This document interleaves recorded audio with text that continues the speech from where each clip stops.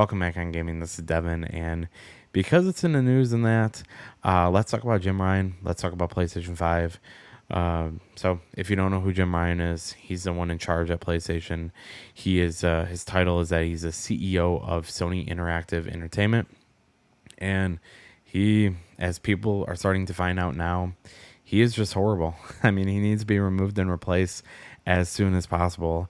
And I mean, there's just many things that has been going on with Sony as of late, are with the PlayStation 5, that is just making, just everything miserable. The PlayStation 5 is not, I wouldn't say it's that good of a console. And I mean, all they're putting on there is already stuff that's been released. I mean, it's, but to go back to the news part of it, there is that in a lot of different countries, they've been adding $50 to the price of the PlayStation 5. So, of course, more than likely it's going to happen here in the U.S. And, I mean, it makes sense because of just the pricing of everything there. But, I mean, it makes sense. But the other thing, though, is that it doesn't really make too much sense. The thing I think that would make the most sense would be to make a brand new console, or make a new PlayStation 5, make it cheaper and sell it at the same price, so then you can sort of make that $50.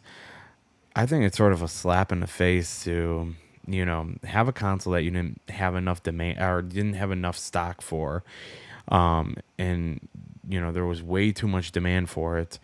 Then, even though people can't find it, you can't find it in any stores, you can't find it just sitting there. Now you add $50 to that price. It just sounds so disgusting. And I mean, this is not even the first time that Sony has done a lot of stuff with, pricing and that. I mean, I think right when Horizon was announced, they said it was going to be a free upgrade to PS5. Then a little bit down the road, I think they said, yeah, well, it's going to be a little bit of a price. And I mean, that's been a lot of the PlayStation 4 to PS5 stuff is price. And, it's funny because they were like, oh, yeah, they care about the gamer, or, the gamer first, or whatever their slogan was during the PS4. Yeah, if you have money or if you give us money, then, yeah, you can have fun on our console and that. But, I mean, it's just disgusting, I would say.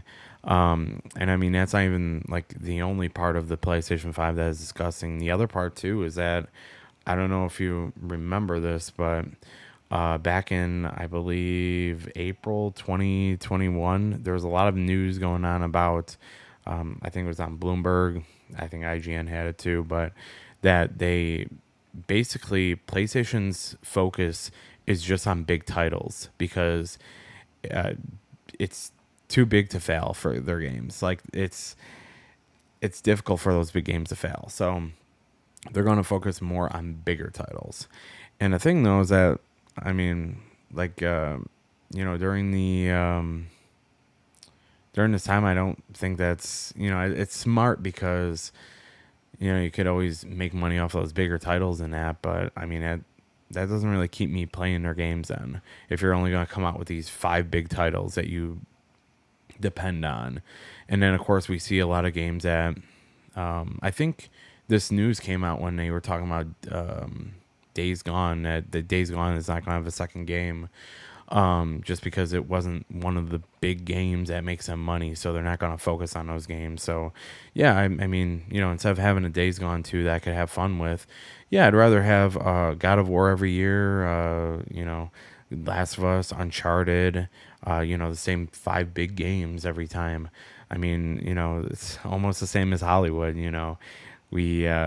They just keep on making these games that, they know that they can make money, these movies that they can make money on, instead of, having these creative people and just making these games that are great with new IP. I mean, look at Ghost of Tsushima. That was a new IP, and that game's phenomenal. We wouldn't have had that game. I mean, there's a lot of games when when the PS3 was struggling. I mean, of course, you could have just kept on making PS2 games that were, really well known, Jak and Daxter, this and that.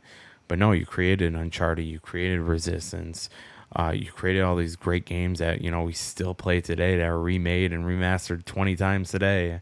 But I mean that's just another problem. And then of course, just I don't know, just that Sony wasn't on the ball or whatever. But Microsoft now has a bunch of great games that they have a bunch of studios in that Bethesda, Call of Duty. I mean, how do you? It's almost like how do you compete with that? But no, I mean, God of War, Uncharted, and that's going to be your savior there. But I don't know.